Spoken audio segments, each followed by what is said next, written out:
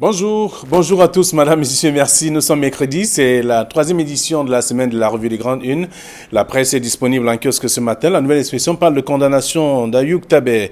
Les chemins du dialogue s'amenuisent, c'est le grand titre du journal ce matin.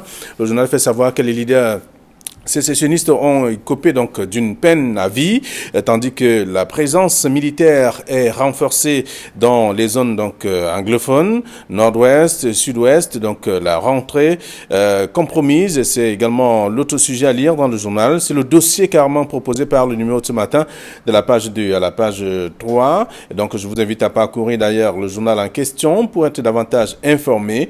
Le journal s'intéresse aussi à autre chose, parlant notamment de la rentrée en zone anglophone et que c'est une simple formalité. Les pouvoirs publics ont d'ailleurs lancé une campagne pour une rentrée scolaire dans les zones anglophones, mais une véritable peur plane toujours les propositions même du CPP, donc à lire en page 4. Et puis on parle de l'affaire Kamto, du professeur Maurice Kamto, première audience en septembre prochain. Donc le président du MNC, le Mouvement pour la Renaissance du Cameroun et compagnie ont d'ailleurs été notifiés par le juge d'instruction du tribunal militaire de Yaoundé. En page 7, on parle aussi des salaires fictifs avec le casse du siècle. Le Social-Démocratique Front rappelle des milliards de francs CFA que des fraudeurs organisés en bande avec des complicités insoupçonnées ont d'ailleurs détourné des caisses de l'État en page 11 et bien d'autres sujets également que je vous invite à parcourir dans le journal. La nouvelle expression de ce matin, le Messager pour sa part parle également de condamnation d'Ayoub Tabet et compagnie, parodie de justice ou péril sur le dialogue, c'est une question. Outre la prison à vie, les 10 leaders séparatistes anglophones reconnus coupables par le tribunal militaire écopent donc d'une amende de 250 milliards de francs CFA. Le REDAC et bien entendu le CPP condamnent cette condamnation, peut-on le dire. C'est dans page 2 et 3 du journal, le Messager de ce matin. Le Messager parle également du Gabon, des responsables du MRC arrêtés. Ils recevaient des messages ou des menaces même de l'ambassade du Cameroun à Libreville, c'est en page 9. D'autres informations aussi à lire dans le journal parlant de la pratique commerciale avec la Focaco qui porte plainte donc contre une entreprise. On voit bien tout cela dans le journal. En page 6, le journal L'Œil du Sahel parle de bisbilles au sommet de l'État. Document, le gâteau national de toutes les convoitises à lire dans le journal de la page 3 à la page 10. On voit bien également ce qu'on peut découvrir dans le numéro de ce matin. Et puis le journal parle aussi des Dabanga. Une dizaine de passagers d'un quart de transport enlevés par des hommes armés. C'est dans le journal en page 11. D'autres informations aussi. Amadou Sardaouna, nouveau directeur général de la SIC, à lire également dans L'Œil du Sahel, disponible. Ouest Echo est également un kiosque. Le journal parle d'inertie à la tête des entreprises publiques. Paul Biya, incapable de suivre le rythme. C'est ce que dit le journal. Le journal parle également d'horreur dans le Honkam avec 4 enfants vacanciers capturés aussi et assassinés donc à Bakassa, pardon. Le journal est donc revenu sur le sujet ce matin. Le même journal parle aussi de mesures présidentielles avec les raisons de l'évacuation de Yves-Michel Fosso, évacuation sanitaire 100 ans. C'est ce que le journal propose également ce matin. Autre actualité à lire dans la presse et notamment avec le journal L'Équation qui parle justement d'Ayoub Tabet et compagnie qui échappe à la peine de mort. C'est le grand titre du journal parlant de la crise anglophone. Le journal parle également de chefferie de Ndok Banya où le sous-préfet André Noah dangereusement compromis et c'est ce que le journal propose aussi avec également l'autre actualité, c'est la SIC avec le PCA, le nouveau directeur nommé également à ces différents postes. C'est dans le journal L'Équation de ce matin. Et puis le journal Émergence parle donc du tribunal militaire de Yaoundé, le film de la condamnation à vie de Sissoko Ayoub Tabet et compagnie. Plus de 15 heures d'audience à rebondissement avec la réaction de maître Christopher Ndon Mvei et d'autres membres du conseil ainsi que des acteurs de la société civile à lire dans le journal Émergence. Émergence, il parle également du tribunal militaire avec la folle journée de Maurice Kamto. Tout cela dans le numéro disponible et même Info Matin qui parle également de l'Amazonie avec Sissoko Ayoub Tabet qui attend donc la grâce de Paul Biya. C'est ce que le journal essaie de dire en page 2. En même temps, on parle aussi de l'opération l'opération Épervier, Yves-Michel Photo est libre. C'est ce que propose également le journal. D'autres informations sont contenues dans le même journal. Le quotidien Le Jour, pour sa part, parle aussi de Ayoub Tabé, compagnie condamné donc à vie dans le journal. Il ne rate pas l'occasion de revenir sur les déboires des populations de Yaoundé, de l'estage, la facture à payer. C'est ce que dit le journal aussi ce matin. 4 enfants assassinés, également à lire dans le même journal. Ça se passe à Bana. C'est ce que propose le numéro de ce matin. Et puis Mutation parle donc de condamnation à vie de Ayoub Tabé et compagnie. Peine de mort au dialogue. C'est une question. Le journal est donc revenu sur le cas. Il propose des analyses ainsi que des commentaires dans le journal, dans le numéro de ce matin. Le journal indépendant parle de Julius Ayoub Tabé, la prison à vie, et le tribunal militaire a eu donc la main lourde envers le président de l'État virtuel de l'Amazonie et 9 autres de ses co-accusés. C'est à lire dans le journal, disponible ce matin également. D'autres informations aussi parlant de l'opération Épervier, la santé des prisonniers de luxe. Que doit-on comprendre par là? Je vous invite à lire l'article, le dossier en tout cas, de la page 6 à la page 7 du journal L'Indépendant. Et puis le journal, le quotidien de l'économie qui est en kiosque s'intéresse aussi, parle d'alerte, donc avec des médicaments essentiels, peur pour enfants en rupture donc de stock depuis 3 mois déjà. Il y a donc des difficultés dans certaines formations sanitaires et aussi des pharmacies. C'est ce que propose le journal ce matin. Et d'autres informations à lire, parlant notamment de la nomination au ministère donc de l'Habitat avec le nouveau directeur général de la SIC aussi déjà connu. C'est à découvrir dans le journal disponible en kiosque ce matin. Cameroun Tribune pour sa part parle de mandat des PCA et directeurs généraux adjoints. Priorité donc à la Constitution, selon bien sûr le journal. Au sein de l'opinion des langues, le débat donc enflamme la toile avec également d'autres propositions qui sont faites et aussi des répressions à découvrir pour l'opinion également. Qu'est-ce qui ne va réellement pas? Pourquoi ces gens continuent de rester aux affaires des années durant? Pourtant, ils n'avaient que 9 ans à passer à la tête de ces différentes structures. C'est ce que propose le journal ce matin. Et le journal Éco Matin parle également de crise des devises, le retour de la confiance à lire dans le journal. Et le journal parle également de plusieurs autres faits sur le plan financier au niveau de la sous-région. Voilà du moins ce que la presse nous propose, celle que nous avons reçue à notre rédaction ce 3e jour de la semaine. Idriss Lissan, bonjour et bienvenue. Bonjour Flavien, bonjour à tous les téléspectateurs. Donc, il n'est point, vous pouvez savoir que pour quitter là où je suis, pour arriver ici à Equinox, c'est un calvaire que les téléspectateurs connaissent désormais. Mais on ne va pas se résigner, on ne va pas dire on va faire comment, non. On doit pouvoir toujours manifester notre mal-être parce que c'est ça que nous vivons pour que les choses changent. Voilà. Merci d'être avec nous ce mercredi. Bonjour, Via. Bonjour Flavien, bonjour Idriss, bonjour aux personnes de Dorbon qui sont très très résilients, je ne sais pas pourquoi.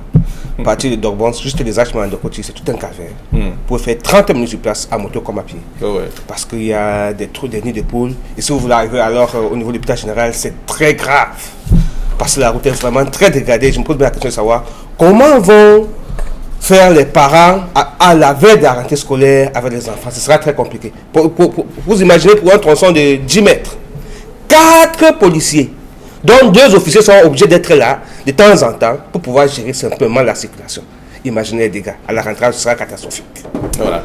Alors, vous avez d'ailleurs commis un article, on va bien dans la Nouvelle Expression de ce matin, Douala à Malassé-Route, donc parlant de ces infrastructures dans la capitale économique du Cameroun. C'est donc la vraie galère pour les usagers en ce moment, à la veille de la rentrée scolaire. Vraiment, Flavien, c'est une galère incommensurable. C'est-à-dire qu'on se poserait la question de savoir si nous sommes dans un pays où des gens prévoient. C'est-à-dire qu'on se demande, vous vous souvenez, il y a 1 an, toujours ici, la presse relevait cette problématique de Douala. Vous vous souvenez qu'il y a 1 an et quelques mois, il y avait eu ce pont de la pénétrante S qui avait lâché et tout le monde était obligé de passer par Niala. Et vous vous souvenez qu'à Niala, il y a des gens qui faisaient 13 heures pour traverser Ndokoti jusqu'à Niala. 13 heures. Donc, ça veut dire que nous n'avons pas été la leçon. Mais on constate plutôt qu'1 an plus tard, Flavien, tel que la presse dit, vous prenez la pénétrante S, vous prenez Niala, Yassa, Château Ndokoti, c'est le calvaire. Vous prenez les autres routes, elle vient parler de Dogbo, c'est le calvaire. Vous prenez même les petites voies de contournement, lorsque vous prenez le quartier Oyak, vous prenez la zone industrielle de Bassa, pour venir sortir au niveau du commissariat 8e, cette voie qui avait été arrangée avec les pavés est en train de se...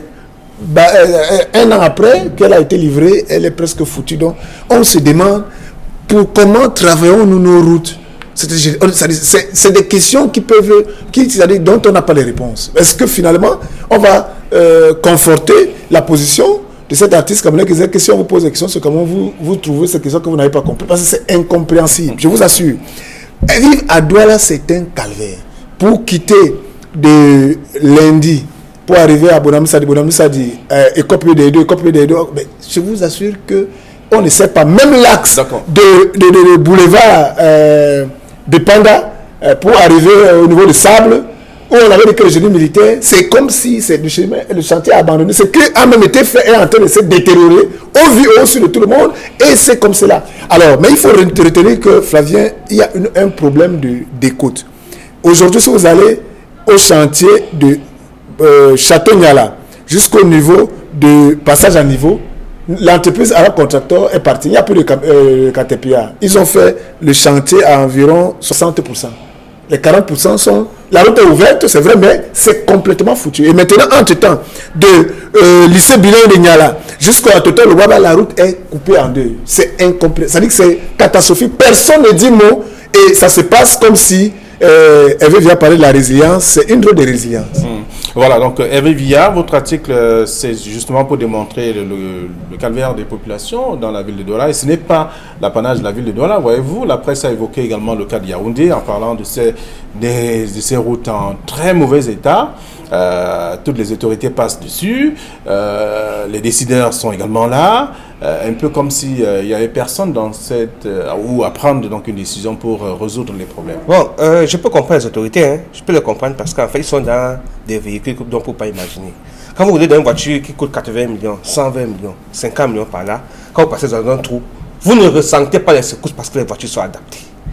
Vous comprenez un peu. Donc, du coup, pour eux, et en plus, ils ne peuvent pas vivre le calvaire que nous connaissons. Flavien ne roule pas comme vous et moi et les populations. Non. Mon frère, ils ont un motard qui ouvre la circulation. Ils ne connaissent pas les embouteillages. Ils arrivent toujours à temps là où ils veulent partir. Ils sont escortés.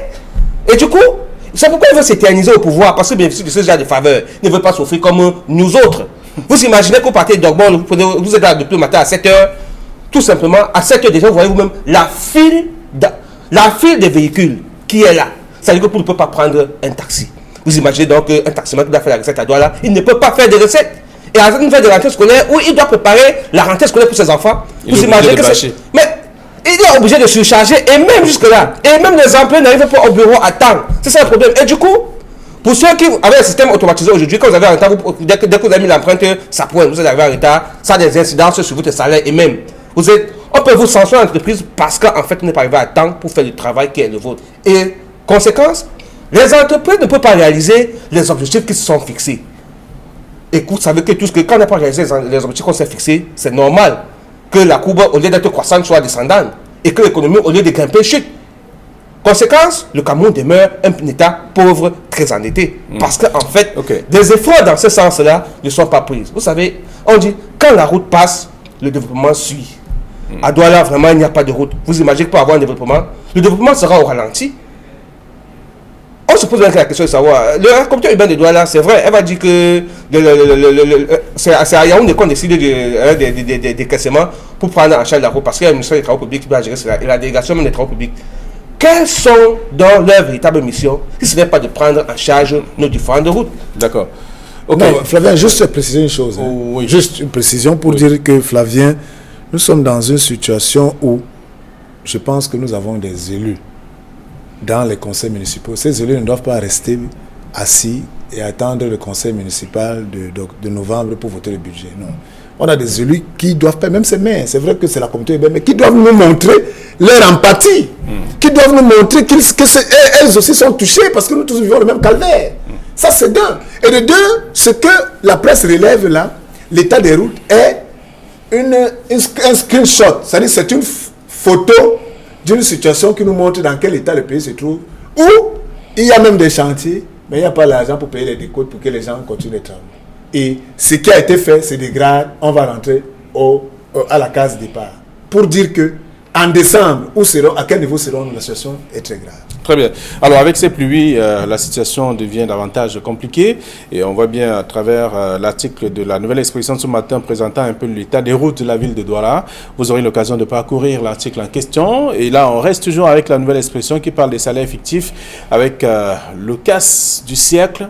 Le Social Democratic Front essaie de décrire la situation à sa manière, parlant notamment de pratiquement de ces milliards qui sont volés frauduleusement, en tout cas par des personnes, des fraudeurs organisés en bande avec des complicités insoupçonnées qui ont d'ailleurs détourné les caisses de l'État beaucoup d'argent jusqu'ici. Il y a eu des listes qui ont circulé et avec également la situation aussi, on voit bien qu'il y a un journal qui a quand même fait le point, rappelant que le Cameroun essaie d'économiser plus de 30 milliards de francs CFA par an désormais, à la suite notamment de cette opération d'assainissement qui a été engagée par le ministre des Finances. Oui, il faut dire que c'est une tribune du ministre de la Communication, le chef de cabinet du SDF, Social Democratic Front, une tribune dans la presse qui parle du casse du siècle, parce que lorsque vous lisez cette tribune et lorsque vous lisez ce qui est dit dans la presse par rapport au salaire fictif, vraiment Flavien, il y a de quoi couler des larmes et se dire que cette affaire ne s'est pas faite en 1 an, ça ne s'est pas fait en 5 ans, ça ne s'est pas fait en 10 ans, ça s'est fait sur une vingtaine d'années. Donc vous pouvez imaginer, c'est un crime en nul autre pareil. Ça, c'est d'un. Et de deux. Et ce qui me marque, ce qui me tient dans ce casse du siècle, c'est que les gens détournaient des milliards, des dizaines de milliards chaque mois. C'est que des ministres sont passés et semblaient ne rien voir. Ou bien, ça dit qu'on s'est tiré. Ou bien, voyez, ont-ils vu cela et ils avaient leur code part. Ou bien, pourquoi est-ce maintenant, c'est vrai que mieux vaut tard que jamais, qu'on vient arrêter véritablement cette fuite d'argent. C'est parce qu'il faut que le gouvernement et que le ministre des Finances actuel qui est derrière cette opération nous rendent compte, nous parle au public, c'est-à-dire que ça fait partie de la communication publique, et nous informe réellement de ce qu'il en est. C'est-à-dire que c'est vrai, ça fait froid au dos, mais c'est notre triste réalité.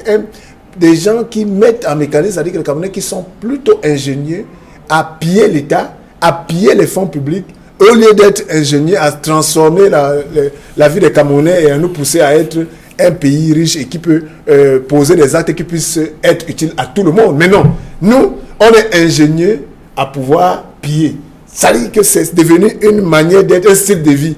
Et quand quelqu'un, vous le trouvez même en situation de pillage, dans un poste, dans une fonction qu'il occupe, il va vous dire que si vous étiez à ma place, vous ferez la même chose. Mais je vous assure que nous sommes un peu... Ça dit que c'est une situation incroyable. Et où tout le monde semble tolérer, ça dit que c'est même devenu comme un palmarès. Ce sont des stars, ceux-là qui ont réussi à piller le plus de milliards, malgré le fait que la presse dénonce, malgré peut-être qu'on fasse des tribunes, qu'on ressorte ça. Ils sont... Parce qu'on ne voit pas, finalement, même quand ils sont arrêtés et mis en prison, à quoi ça sert, puisque ces gens continuent, ils ont d'abord des prisons particulières, malgré le fait qu'ils soient embassés, ils sont dans des conditions, c'est peut-être qu'ils ne sont pas, mais ils sont mieux lotis que ceux-là qui vivent dans une promiscuité, pour dire que, franchement, il faut que ce pillage s'arrête et que, au-delà des sanctions, qu'on puisse récupérer cet argent et qu'on comprenne depuis quand ça a commencé, combien de temps ça a duré, pour voir la perte énorme. Mais on se demande, ces Camerounais qui pillent ces milliards, Flavien, ils n'ont même pas construit même une industrie pour même embaucher même un Camerounais. C'est pour dire qu'ils sont d'une méchanceté légendaire. Donc, on parle des salaires fictifs avec la sortie du ministre du chef de cabinet du Social Democratic Front en charge de l'information et des médias, Jean-Robert Wafo, qui dénonce quand même ce qui est fait jusqu'ici et avec cette situation qui continue de dégrader la vie des populations, je voudrais dire des Camerounais, sur le plan financier. Il faut dire, Flavien, que quand sur ce genre de faits, nous l'avons dénoncé déjà depuis une semaine d'ailleurs. Et d'ailleurs, depuis 1 an, on nous parle du contrôle du fichier soldat de l'État depuis, pour faire sortir, n'est-ce pas, pour retrouver ceux-là qui émargeaient de l'argent de manière fictive. Sauf que ces espèces 1 et ces espèces 2 qu'on a lancées, on produit le fruit que cela a produit. Aujourd'hui, on a quand même, on peut déjà savoir combien est-ce qu'on a détourné. Mais il faut dire, Flavien, que c'est sur le régime Biya que tout cela se déroule. Un régime. On nous a parlé de rigueur, moralisation au départ. Tout le monde y croyait. Bien que tout petit, moi aussi, j'y croyais. Aujourd'hui, vous vous retrouvez... Vous ne croyez plus? Non, je ne crois plus. Vous avez regardé vous-même, je n'y crois plus parce qu'en fait... Les choses peuvent changer. Non, mais peut-être il faut laisser les affaires de la foi aux églises. C'est encore très facile quand j'ai les affaires d'une nation, la foi ne doit pas exister. On doit être pragmatique et réaliste. Voir des gens qui ont empoché des milliards. Des milliards. Et par centaines. Le Cameroun est un pays où on parle des milliards de Au moment où les Camerounais souffraient, on leur disait d'attacher la ceinture. Mais attendez, on vous a demandé de serrer la ceinture. Retrousser les manches. Vous connaissez vous-même ces expressions. Il y a un comédien qui m'a dit que vous allez même vous couper en deux. Parce qu'en fait, ça ne donne plus. Au moment où on passait un moment très difficile, des gens réussissent à se mettre les poches beaucoup d'argent pendant que nous souffrons. Mais il faut quand même dire que les gens sont sadiques. Sadiques parce que, comme je disais Idriss tout à l'heure, ça n'ont pas détourné pour faire des choses à faire. Ailleurs, on voit même des réalisations. On dit, ok, ils en ont fait. Peut-être qu'ils ont fait des réalisations ailleurs, dans d'autres pays où ils pensaient qu'on n'allait pas arriver. Mais aujourd'hui, avec Interpol, on peut tracer tout. Et moi, ce que je pense, c'est qu'il faut sanctionner. Le code dit que le code pénal dit que quand vous avez détourné 500, 1 million de francs CFA, vous êtes payé. Attendez, vous êtes passible d'une peine c'est un détournement. 500 000 francs, à partir de 500 000 francs. Mais quelqu'un détourne 1 million, on le regarde. Non, pour qu'on sévisse. Non, il faut dire la vérité. 1 milliard, c'est le budget pour gérer plusieurs milliers de Camerounais en un an. Et quand vous vous rappelez que, vous vous souvenez que dans ce même pays, les gens vivent, des familles vivent avec moins de 1000 francs CFA. 500 francs, $1, et non même pas $1 par jour pour vivre. Vous vous rendez compte que ceux-là ont vraiment tué ce Cameroun et vous pensez comment regarder avec les yeux. Il faut sanctionner. Et comme ce pays, ce régime ne sanctionne pas, parce que mettre les gens en prison, ce n'est pas les sanctionner, ce n'est pas une sanction valable. Je pense qu'il faut passer par les exécutions, pourquoi pas? On va estimer que c'est le droit de l'homme, oui. Non, vous n'allez pas arriver jusqu'à... Non, oui, bien sûr, attendez. Quand vous regardez, tout à l'heure on parlait des problèmes de route. Qui est-ce que ça pénalise? C'est le Cameroun. C'est vous et moi. Et c'est l'image du Cameroun qui est ternie. Ce sont nos projets. On veut être émergent en 2035. On veut bien être émergent. Pensez-vous qu'on y sera avec cette vitesse? Au moment où tout ce qui était construit, tout ce qui était comme acquis, sont en train de se dégrader, pendant que les gens continuent à piller ce pays. Non, enfin, je pense qu'à un niveau, il faut arrêter. Il faut dire non, ça cesse. Il faut prendre des mesures. Il faut être dur. Parce que même si on arrive à changer le président au pouvoir, si on arrive à le changer, vous allez constater que celui qui viendra, s'il n'est pas dur, je dis la rigueur, et sinon, ça ne marchera pas. Regardez-vous, mais la dépravation ne marche pas tout. Regardez-vous comment on se comporte. On met quelqu'un quelque part, les gens préfèrent, regardez comment ça se passe. Les gens préfèrent aujourd'hui, Flavien, voler pour aller en prison. Parce que ça veut que tu auras cet argent pour être à l'aise en prison. Vous imaginez les gens qui ont payé des milliards, il y a des prisons dorées dans une république pendant que les Camerounais souffrent. Ils n'ont pas $1 pour vivre. D'accord. Alors, il y a certains membres du gouvernement qui ont dit les réalisations vont aller de façon méthodique, donc il faut prendre du temps. Avec des coups de main. Et comment? Les chantiers sont arrêtés parce que les gens, chaque fois qu'on finance un chantier, les gars se coupent, se font du beurre dessus, les chantiers n'avancent pas, les mêmes problèmes reviennent. Ok, donc on laisse le son au lecteur d'aller lire ce que le journal propose également ce matin, parlant donc de ce casse, en tout cas le casse du siècle. C'est la nouvelle expression qui revient sur les salaires fictifs. C'est en page 11 et ça fait partie des récriminations du social-démocratique français. C'est le ministre du chef de cabinet en charge justement de l'information et des médias qui le révèle ce matin dans le journal. Alors autre chose à lire, on parle de l'aide du Sahel qui s'intéresse, qui parle des bisbilles au sommet de l'État. Ce document, le gâteau national de toutes les convoitises. L'image est là, une caricature quand même, quelqu'un avec un gâteau qui découpe en petits morceaux. Oui, en fait, c'est qu'on a remarqué que depuis 37 ans de pouvoir du président Paul Biya, tout tourne autour d'un gâteau national. C'est-à-dire qu'on est dans une posture Flavien, vous savez que la presse relaie. Une semaine ne passe pas sans qu'un département ou un arrondissement ne fasse un plaidoyer pour dire qu'ils n'ont aucun membre du gouvernement ou aucun DG ou aucun au cadre de l'administration. Et vous savez que l'Israël a pris cette habitude de nous mettre toujours à jour ce gâteau national et tous les convoitises. C'est-à-dire qu'ils ont segmenté les 58 départements du Cameroun et dans chaque département, on voit qui occupe quelle fonction. Ils ont donné des fonctions de la haute administration. Et chacun peut savoir dans quelle part du gâteau son département d'origine a. Mais vous voyez, pendant 37 ans, ça n'a contribué à rien. Parce que c'est bien beau qu'on parle du gâteau national. Vous voyez, les gens se tuent entre frères. Parce que si on dit, par exemple, c'est votre département qui a droit à tel poste, les gens se tuent entre eux pour que le chef de l'État ou bien le réseau autour du chef de l'État positionne tel au lieu de tel. Et entre-temps, le peuple ou bien les Camerounais que ces gens-là doivent servir ne sont en rien une priorité. Les gens sont dans une posture où ils cherchent à avoir une part du gâteau. Ceux qui les ont amenés là doivent partager ce gâteau avec eux.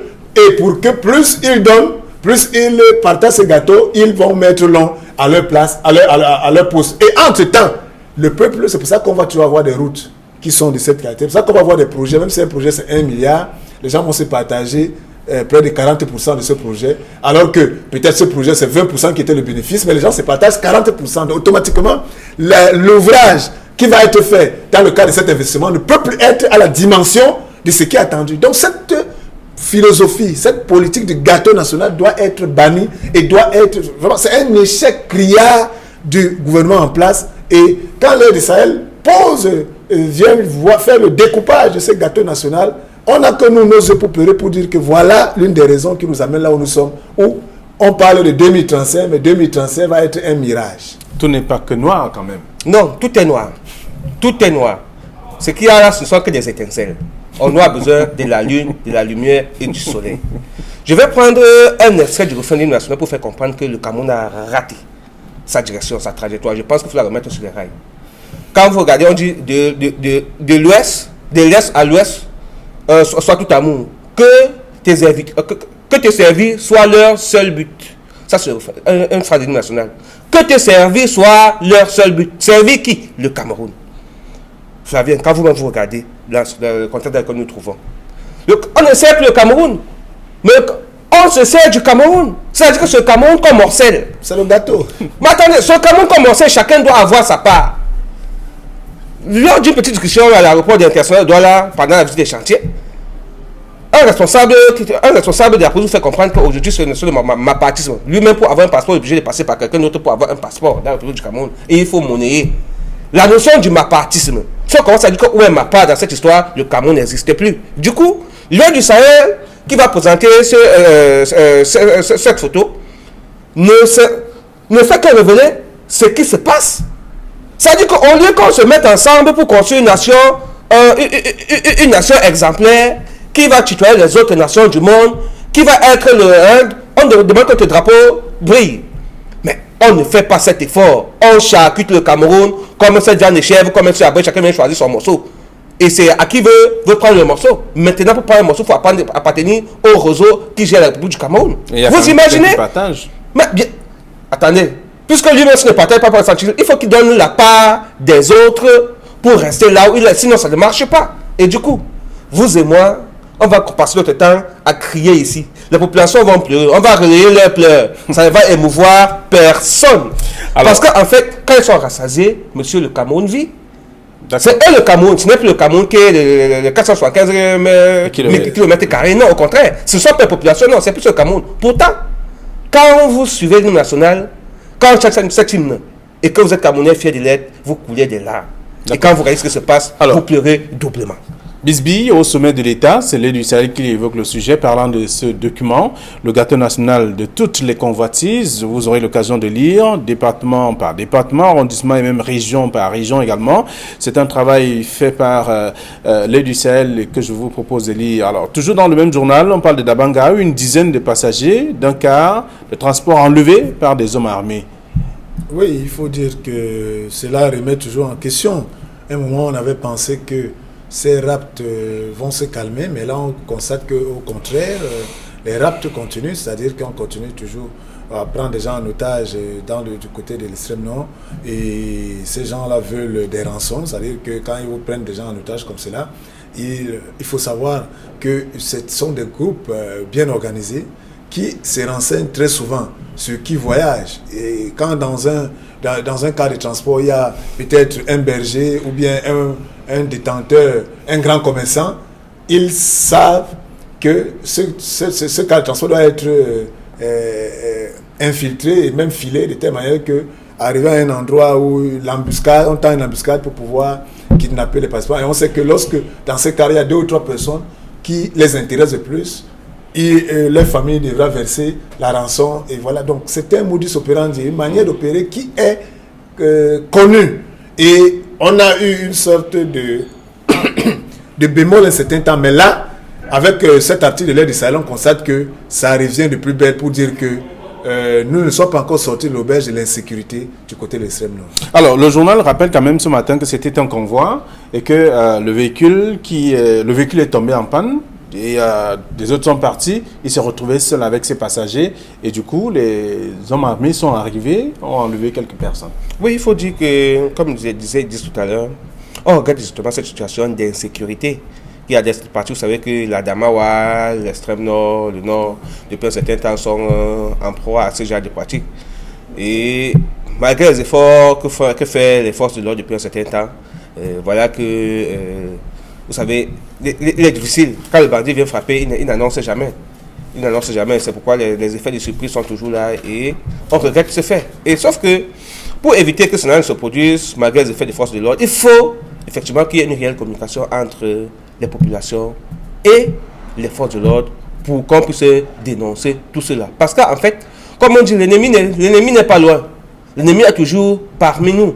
Et parfois, on le connaît même. Sauf que par peur de les dénoncer, parfois, on ne dit rien. Et les conséquences sont autant graves parce qu'on a attaqué l'autre. Il faudrait justement que la notion d'amour, au sens biblique, propre du terme, puisse être appliquée dans ce contexte pour que la population sache que quand on a touché Idriss, c'est Villa qu'on a touché, c'est Flavien qu'on a touché. Pour qu'ensemble, on parle d'une même voix pour dénoncer ce genre d'action parce que ce sont leurs fils, ce sont leurs amis, ce sont leurs frères. Il faut dénoncer pour faciliter la tâche aux éléments des forces de l'ordre. Les renseignements peuvent être aussi poussés que l'on veut, mais si on ne leur donne pas l'information qu'il faut pour mettre fin à ce genre de pratiques, ça va toujours exister et on enlèvera toujours des personnes. On va passer le temps à dire ça sur ce plateau, dénoncer cela, mais il faut qu'ils mettent, les populations mettent des leurs pour faciliter la tâche aux forces de l'ordre qui ne se découragent pas malgré ces situations-là. D'accord. Alors, c'est un article à lire dans le journal du Sahel ce matin. On va attaquer à présent le plat de résistance. Comme vous le savez, le sujet qui fait le tour de la presse. Il s'agit de la condamnation d'Ayoub Tabé et compagnie. Parodie de justice ou péril sur le dialogue. C'est le Messager qui titre ainsi.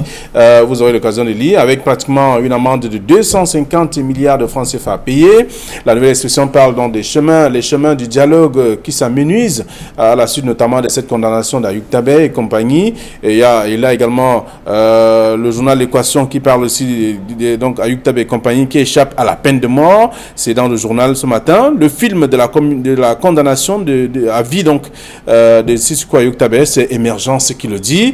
Et vous aurez aussi l'occasion de lire. Bref, Info Matin qui dit simplement, parlant d'Amazonie, Sissoko Ayoub Tabé attend la grâce de Paul Biya. Donc on peut également avoir une autre lecture de cet article, de ce traitement. Mutation dit simplement peine de mort au dialogue. C'est une question aussi. Après, lorsqu'on a fini de faire le tour, on comprend quand même que le traitement est varié et diversifié sur cette question. Oui, en fait, Flavien, à la lecture de tous ces journaux, on a le film, comme un titre l'a dit, de ce qui s'est passé avant-hier du côté du Émergence qui parle du film. Voilà, du tribunal militaire de Yaoundé où le procès s'est ouvert à environ 13h20 pour se terminer le lendemain à 5h30, donc environ 17h en lisant le Messager de ce matin où le Messager a réussi à interviewer le porte-parole des avocats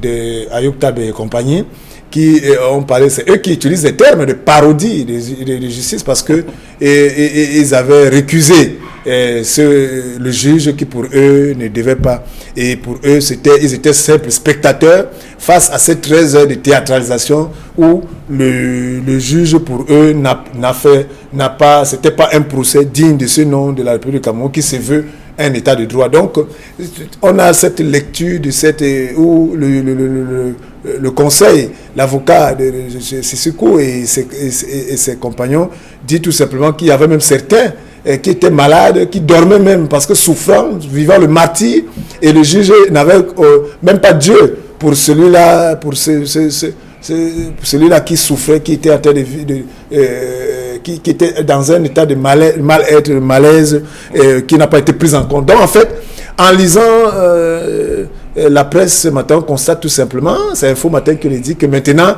place à la grâce présidentielle? Est-ce le schéma? C'est-à-dire quand on fait à la presse et dans les analyses des journaux, on se dit, que va-t-il se passer? Est-ce que cette condamnation va aider,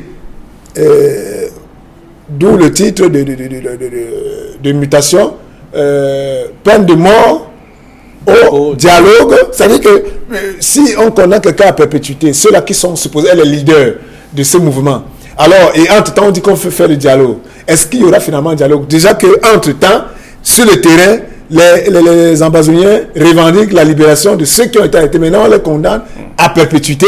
Et donc, cela pose problème. Est-ce que le politique va entrer en jeu pour dire que non, la justice a fait son travail, nous sommes un pays libre, indépendant, les pouvoirs sont indépendants, la justice a fait son travail. Maintenant, est-ce que le chef de l'État va, comme l'a dit Info Matin, procéder par une grâce pour libérer ou bien atténuer la peine de ces condamnés?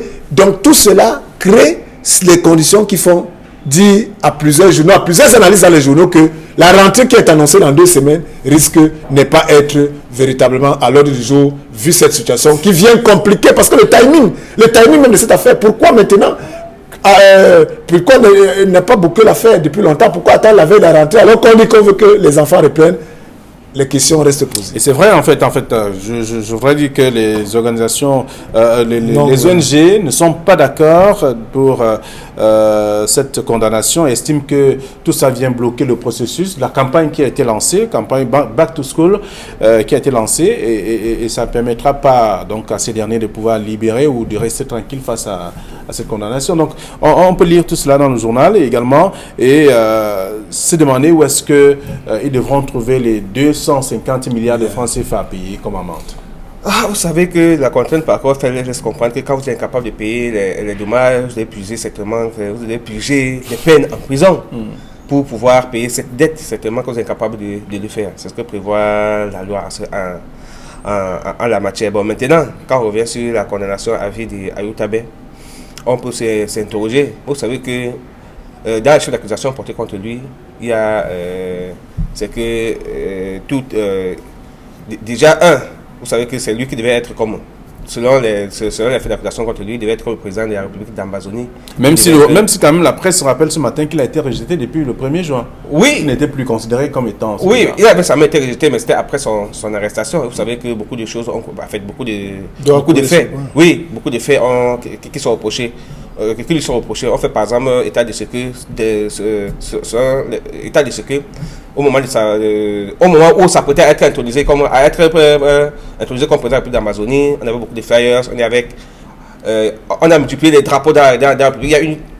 Il y a on appelle ça quoi? L'insécurité a accru en fait dans ces parties du Cameroun, surtout quand cela a échoué. Et du coup, c'est à ce moment qu'on commence à capturer, torturer les militaires politiques. Ça, c'est sur les accusations qu'il y a contre lui. Maintenant, quand on essaie de voir, aujourd'hui, il faut que l'école reprenne dans la partie anglophone.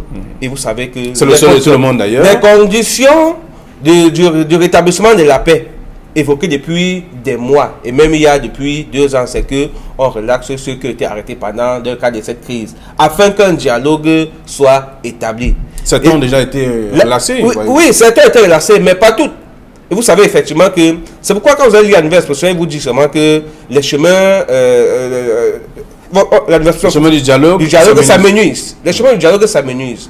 Vous voyez, ça vous dit que, comme je le disais tout à l'heure, Idriss, quand on arrête les leaders, ceux-là avec qui on va négocier, est-ce que la négociation sera encore possible? La condamnation ne tire pas. On peut se limiter à ce niveau-là. On se limite à ce niveau parce que pour permettre aussi aux lecteurs d'aller découvrir, des commentaires ont été faits sur ce plateau.